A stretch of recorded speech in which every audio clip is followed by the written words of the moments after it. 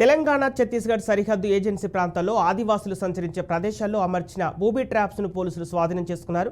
Bhadradri Kothagudem special party, Chhattisgarh పోలీసులు, CRPF police joint operation నిర్వహించారు.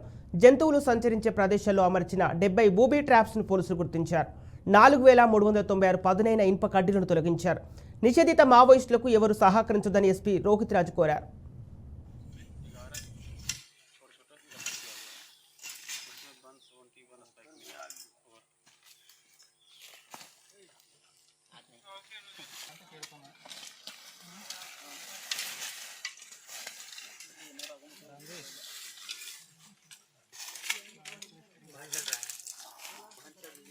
मैं बना रहा हूँ, चलो